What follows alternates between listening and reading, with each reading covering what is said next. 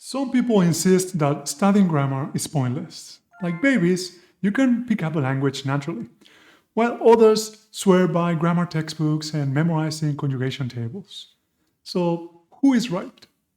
Hola, soy Alejandro de Key Spanish, and in today's video I'm going to try to answer that question. First, we will discuss briefly what is grammar and if you should study it or not. And spoiler alert, I think you should, but you should do it right. And we are going to discuss more in detail what that looks like. And lastly, I have a secret recommendation, the best Spanish grammar book that you can buy. And probably you haven't heard about it. It's not that popular. So stick around. What is grammar? You can define it as the study of the elements of a language, as well as the way they are organized and combined. So why does this matter? Well, it's very different to say le compré un regalo that me compró un regalo, right? That's grammar. The way the vocabulary is organized and the words are used imply very different things, very different relationships between the elements of a sentence. A more sophisticated example is with the Spanish past tenses with the imperfecto and indefinido. Just one small change means very different things. For example, cuando llegué a casa me encontré un maletín con $10,000. When I got home, I found a suitcase with $10,000. But cuando llegaba a casa, me encontré un maletín con $10,000 would be on my way home, I found a suitcase with $10,000. So just the verb changes, llegué, llegaba, but the meaning is very, very different. If you are not familiar with this distinction in the past tense and you want me to make a video about it in more detail, just let me know in the comments and we will make that happen. So obviously grammar is very important in language. It's what gives meaning to things. But the real question is, should you study grammar? And something you hear very often is that kids do not formally learn grammar before being able to speak. So, for example, my niece told me the other day, Mamá me ha dicho que puedo comer helado. Mom told me I can eat ice cream.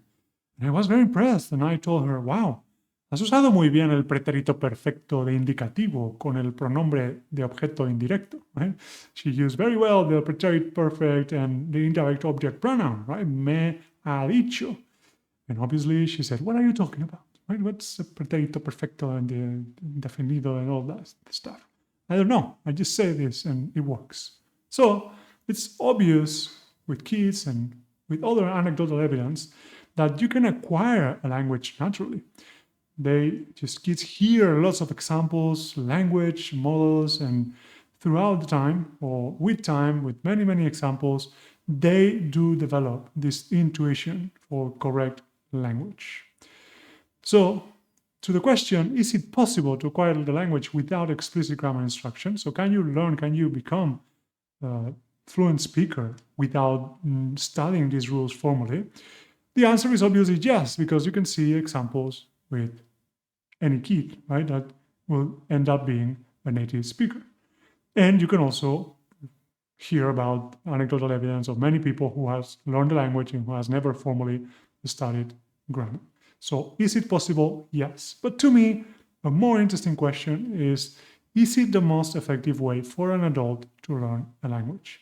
And the answer to that question, in my opinion, is no, because adults have already a grammar in their native language and have the ability to understand the structure of the language in a more logical way.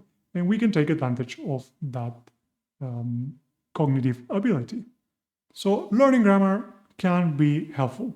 But however, we do not need to make it the center of the learning process like it has been done in many years or like it has been done and it is still being done in schools all around the world. It's not the center of your learning, but it is important. So far, we have discussed what grammar is and what the implications of certain grammar structures are in the meaning of sentences, as well as the ability to acquire language naturally, and if it's the most effective way to ignore grammar or not for an adult learning a language. Now I'm going to describe the process of how to do grammar right, how to study grammar more effectively. But before, I want to say something that I already said in my video about learning vocabulary that you can find the link somewhere here or in the description, which is even through these more intensive or more explicit process of learning the grammar is useful. Most of your time should be enjoying things you read, you watch, and you listen to, right? Enjoying stories, interacting with the language, just naturally and focused on meaning and using and understanding. But there is a time also for more dedicated study. And now we're going to cover how does that look like. So how do we study grammar the right way, effectively? Before diving into that, we need to understand the distinction between declarative knowledge and procedural knowledge. Declarative being more conceptual, while procedural being the actual skills of putting that knowledge into use and into practice. An example in language learning is me telling my student, el imperfecto se usa para hablar de acciones habituales en el pasado. So you use the imperfect to talk about habitual, recurring actions in the past. That is declarative knowledge. And procedural knowledge will be my student then in a conversation with Sergio saying, cuando era niño jugaba fútbol cada día. When I was a kid, I played football, soccer every day. And what people think happens with grammar is that the teacher shows you some rules, and then you memorize the rules, and in the end you speak with perfect grammar. That's the process. That's ideally what happens, but as a teacher with thousands of lessons of experience, with hundreds of students, I can tell you that is not what happens, unfortunately. However, what we are pursuing with grammar instruction is that the teacher or you by yourself, you can see some examples of some structures, and then you discover the patterns by yourself, right? With noticing, with paying attention, you start seeing some things because, again, you are an adult with already a grammar inside you that you have developed for your own language. And this is the key, with this knowledge, it allows you to notice these structures in the input you hear. When you listen to things, when you read, when you watch things and you see the structures, you can notice them because you have some declarative knowledge, some explicit knowledge about it. And for example, if you are seeing someone sharing a recipe, you will see sentences like, bueno, con el pepino hacemos lo mismo, lo pelo con un pelador. O empiezo por los ajos bien peladitos, los troceo y a la jarra. Las cantidades exactas te las dejo indicadas al final del vídeo. Don't worry about understanding these sentences. The point here is that if I told you about the direct object pronouns, lo, la, los, las, with these sentences, you will pay more attention to lo pelo con un pelador, los troceo, las dejo indicadas al final del vídeo. When you start seeing these structures, you can understand them directly and more effectively than if you just see examples of hundreds of them throughout the years and no one has told you what a direct object pronoun is. If you have some awareness of the concept, it will help you when you listen, read, or watch stuff. So remember, it's not that I teach you the grammar concept, you memorize the rules I teach you, and then you start speaking with perfect grammar. That's not how it works. But your awareness of grammar rules will help you discover and interact with the language in a better way, in a more effective way. And it will help you in two more ways. It will increase your ability to notice your own mistakes. When the student says, for example, no tengo coche, la llevé al taller. This happens very often with my students. They start noticing when they say something, they sort of stop and say, that doesn't sound right to me. Why? And they are able to sometimes correct themselves, sometimes not, but they develop an awareness, an intuition much faster if they have been made aware of how the language works. And then the third one is, as an adult, most of you, some people don't, but many have questions, have curiosity of why things are a certain way. So if you say, el arroz se lo añado al plato, you may wonder, ¿por qué se lo añado? I learned that the indirect object is le. So you start wondering, you start having curiosity. And being exposed to grammar explicitly can satisfy that curiosity that you may have as an adult learning a language. After establishing that grammar is important and the goal of grammar being helping you being more aware of the language, let's now dive into the details of how to study it step by step. Let's start by seeing how not to do things, which unfortunately is the way that is most commonly done with grammar, which is you have a textbook that presents you a long list of theory and rules, And then you have a set of meaningless sentences that you have to fill in the blanks for. This is not how you need to be exposed to grammar. This deduction approach is old-fashioned, old methodology, and this is not effective. So refrain from approaching grammar like this. And to show you the way I believe should be done, I'm going to use my course for beginners as an example. Okay, we follow a 3-step methodology. We first allow you to see the grammar in context, then you make sense of it, and then you make sense with it. Okay, let's see what that looks like exactly. You first start by seeing it in context with a real-life situation. Let's look briefly at this example. ¿Has tenido más parejas? No, no he tenido ninguna relación seria. Todas han sido esporádicas. No he encontrado a la persona apropiada. ¿Y tú? Yo sí, yo he tenido 2 relaciones, una de 2 años y medio y otra de 6 meses. This is an example in Unit 5 of our course where you see 2 people just chatting on a first date about their previous relationships, and if they had any and for how long. And this is an example of a real-life situation that you see and provides context for the structure we're going to study. But the focus is completely on the meaning of the interaction. We have not talked about, we've not said anything about what grammar we're trying to learn. No, just focus on the language you are hearing or watching. And then, once you are exposed to it in context, starts the making sense of it. So the first step being the recognition of what you just heard. And we show you examples, we can present. Patricia, ¿has tenido más parejas? No he tenido ninguna relación seria. So, Patricia, have you had other partners? No, I have not had any serious relationships. And we show you a couple of sentences like this, and then we ask you certain questions, right? You can discover by yourself, okay, is this talking about the past, the present, or the future? And then the past. And then we continue making sense of it through the discovery phase, helping you raise awareness of the structure we are targeting. And then you formulate the rule by yourself, right? This process is longer, but just to make the point, to show you an example, you start saying, okay, so before has tenido, yo he tenido, he encontrado, you start seeing that there are 2 verbs, 2 parts, and one is the verb haber, the other a participle. So we formulate the rule. And once you have made sense of it, it's time to make sense with it.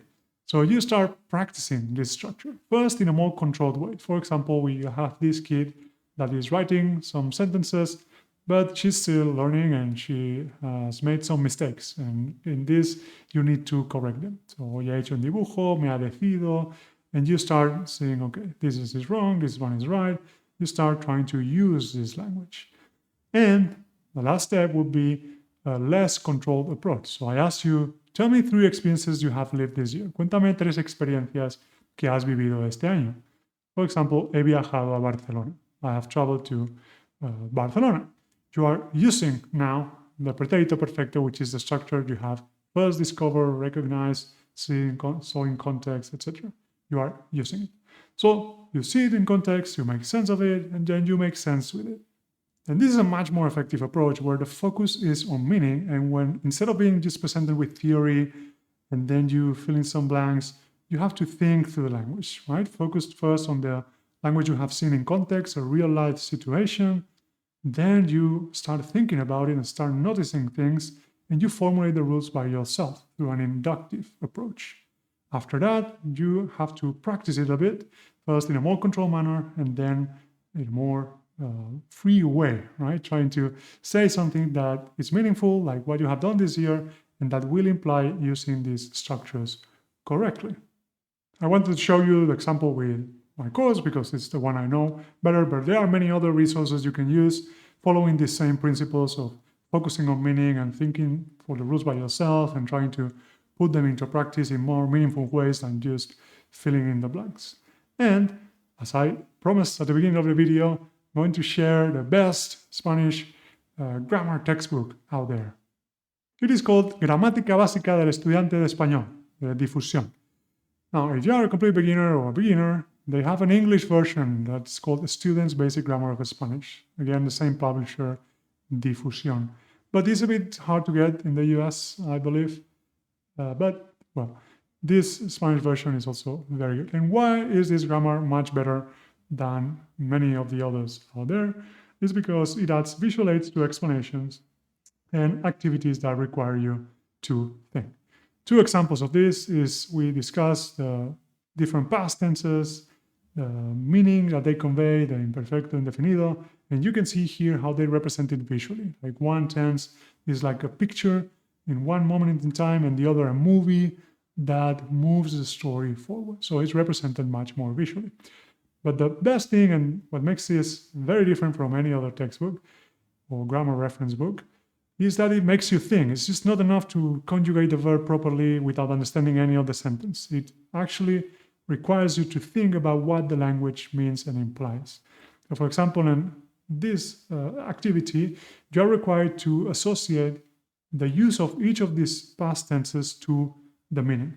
So, cuando volvíamos a casa nos encontramos un maletín lleno de joyas in the activity 1.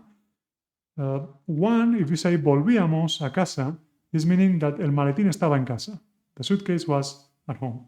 And the other means the suitcase was in the street. So you need to associate the right meaning to each of the tenses that are selected in the sentence. But be careful, however good this textbook is, a grammar book is just a reference. It should not be the center of your learning. It should not be you starting page 1 to page 30 and the thing that guides you. No, for that is much better a course or a course book or any other means. But the grammar book should be just a reference. And if you are interested in more resources to learn grammar, remember you have the Spanish Beginner Kit. You'll find the link in the description. And here in the grammar resources section, I have other recommendations, like a structure chart that we created. The Spanish Dictionary Guides are very good, and the Reference Grammar of Modern Spanish is another alternative textbook that is excellent. And you also have many more resources and recommendations also to learn vocabulary, getting input, and more. That's it for today's video. Remember, grammar is important. And yes, you can acquire naturally like a baby, like hearing examples for 10 years, but there is some benefit to being explicitly exposed to it and thinking about it. Keep in mind that it's not the rule enters on one side and then you start producing and speaking with perfect grammar on the other. That's not how it works, but it will help you make better sense of the things you listen to and you are exposed in your day-to-day when you study the language.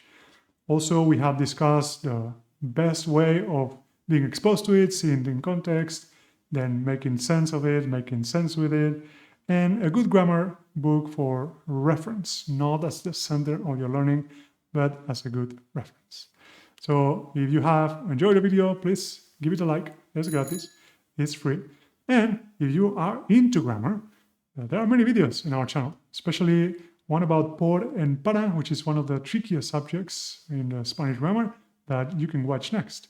Soy Alejandro de Key Spanish y nos vemos en clase.